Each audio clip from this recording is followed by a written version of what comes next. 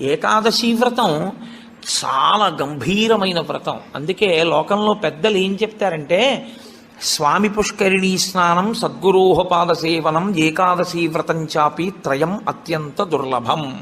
ఈ మూడు చెయ్యలేరు అని చెప్తారు.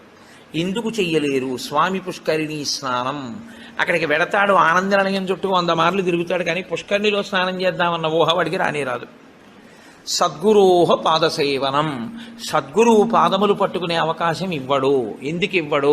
ఒక్కటే కారణం, నాకు అసలు కాళ్ళ నొప్పులే ఉండవంటాడు. ఆయన అసలు కాళ్ళు పెట్టించుకోవడం ఆయన జన్మాంతరంలో ఆయన చేయడు.